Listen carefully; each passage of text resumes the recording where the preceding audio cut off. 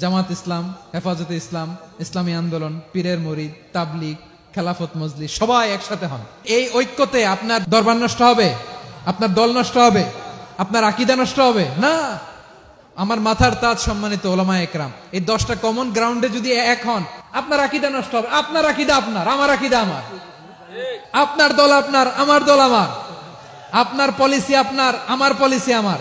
প্রথমেই আমি এদেশের সম্মানিত আলেম সমাজকে বিনয়ের সাথে অনুরোধ করব, আসুন আমরা ঐক্যবদ্ধ হই।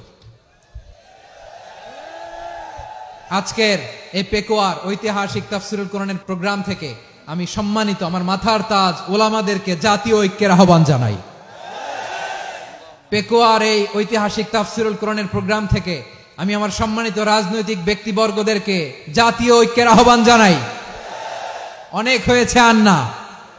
আধিপত্যবাদকে রুখে দিতে হলে, বাংলাদেশের বিরুদ্ধে যে কোনো ধরনের ষড়যন্ত্রকে রুখে দিতে হলে জাতীয় ঐক্যের কোনো বিকল্প নাই। চিল্লায় বলো ঠিক কিনা? আর কাদা ছড়াছড়ি করব না ইনশাআল্লাহ। বলেন আল্লাহুম্মা ফারশাদ।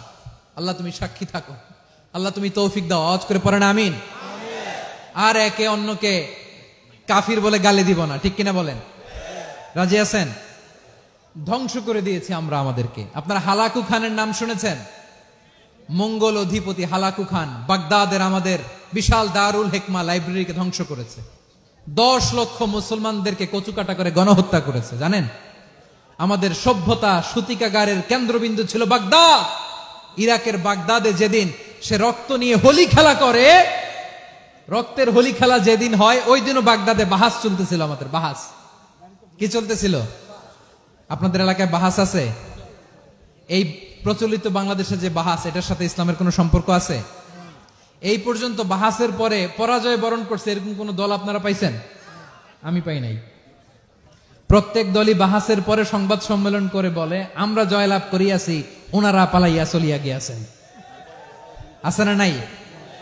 কারণ সত্য জানার জন্য, সত্য মানার জন্য আসে না তো, নিজের জ্ঞান জাহির করার জন্য বাহাস করে। বিপক্ষ দলের আলেমকে ছোট করার জন্য বাহাস করে। এই বাহাসের স্থান ইসলামে নাই। চিল্লায় বলো ঠিক কিনা? এই সমস্ত বাহাসের দিন শেষ। ঐক্যবদ্ধ হওয়ার বাংলাদেশ।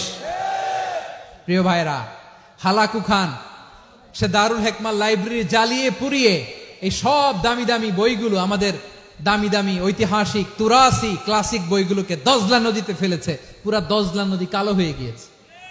10 লক্ষ মুসলমানকে গণহত্যা চালিয়ে এই রক্তের বন্যা যখন দজলা নদীর পানিতে মিশে গিয়েছে, দজলা নদীর পানি লাল হয়ে গিয়েছে। যেই দিন বাগদাদে গণহত্যা চলে, ওই দিনও বাগদাদে বাহাস চলতেছিল। কিসের বাহাস জানেন? মেসওয়াক, ডান মারি থেকে করা সুন্নাহ, এটা আমরা জানি। এখন কি উপরের মারি না নিচের মারি? বাহাসের বিষয়। এই বাহাস করবেন আপনারা? বিশ্ব যখন এগিয়ে চলেছে, আমরা তখন বসে বিবি তালাকের ফতুয়া খুঁজেছি কোরআন হাদিস চষে। তালাক ইসলামের অনেক গুরুত্বপূর্ণ অনুষঙ্গ। তালাক কোরআনের একটা সূরা। কিভাবে তালাক হবে না হবে আমাদের ফোকাহায়ে একরাম, আমাদের আকাবেররা সব বলে গিয়েছেন, সব জানা। আপনি হয় এটা মানবেন, নয় ওইটা। ওইটা নিয়ে বাহাসের দরকার নাই, ওইটা নিয়ে মারামারির স্থান ইসলামে নাই। আওয়াজ করে বলেন ঠিক কিনা? এখন পেকুয়ার ভাইরা, শেষ কথা বলি, আওয়াজ করে বলেন আমরা ঐক্যবদ্ধ হতে চাই কি চাই না? চান? এই যে আমি বিনয়ের সাথে আলেম সমাজকে জাতীয় ঐক্যের আহ্বান জানালাম, এটার সাথে আপনারা সংহতি প্রকাশ করেছেন? বিনয়ের সাথে আজকের এই পেকুয়ার ময়দান থেকে আমাদের রাজনৈতিক নেতৃবৃন্দদেরকে জাতীয় ঐক্যের আহ্বান জানাই, আপনারা সংহতি প্রকাশ করেছেন? এখন এটা রোড ম্যাপ কি, কিভাবে আমরা ঐক্য প্রক্রিয়াতে এগিয়ে যাব? শেষ কথা বলি, একেবারে সহজ। আমাদের ওলামা মাশায়েখদেরকে, আমার মাথার তাজ, তাদেরকে আমরা বলি, এই যে আমরা ঐক্যবদ্ধ হই নাই, আমরা কি বড় কিছু অর্জন করে ফেলছি? বলেন, আমরা কি খুব পাওয়ার সম্মানের জায়গায় আছি? খুব স্ট্রেংথের জায়গায় আছি? তো কিছুই তো নাই। আপনি ঐক্যবদ্ধ হইলে সমস্যা কোথায়?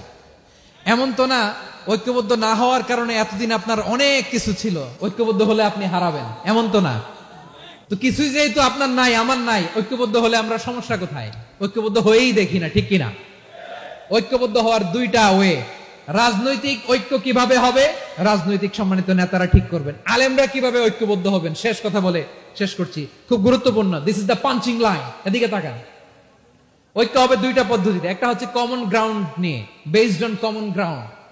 যেমন ধরেন, আমরা নামাজ কায়েম করতে চাই, জামাত ইসলাম এই কথার উপর একমত আছে না নাই?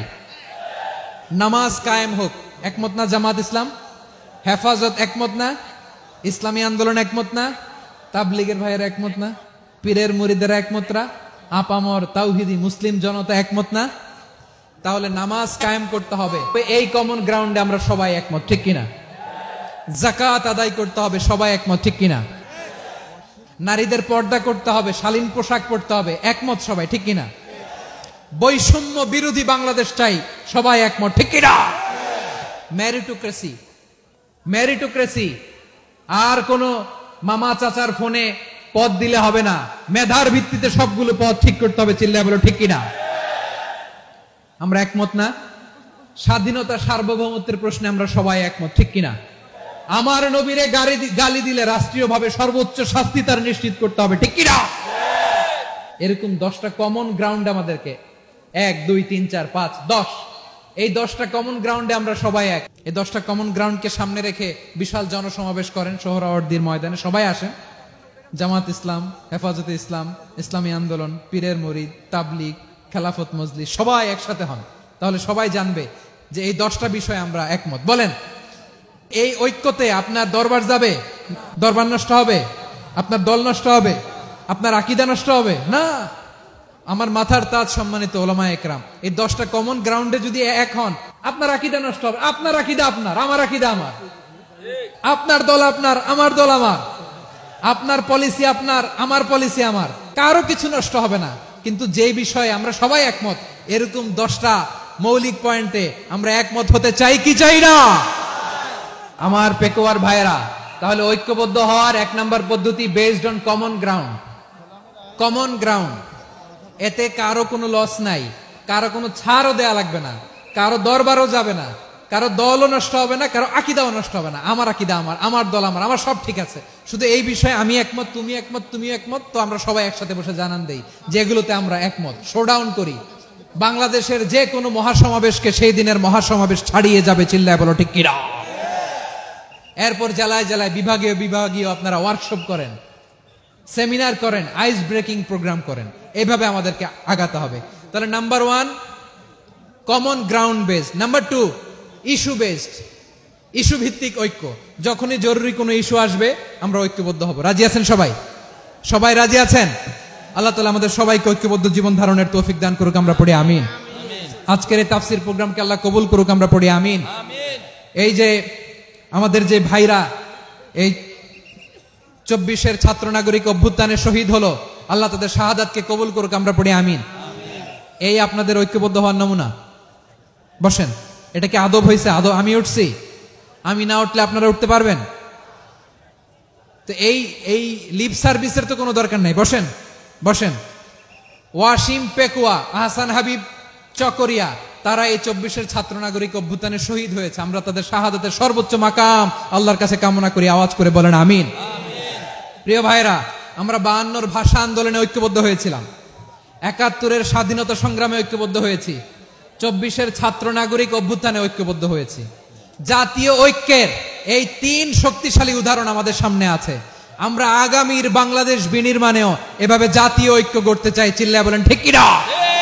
পুরা দেশবাসীর কাছে আমি জাতীয় ঐক্যের আহ্বান জানিয়ে পেকুয়ার এই প্রোগ্রাম থেকে আমি বিদায় নিচ্ছি। হাদা মা ইনদি ওয়াল ইলমু ইনদাল্লাহ আলাইহি তাওয়াক্কালতু ওয়া ইলাইহি উনীব।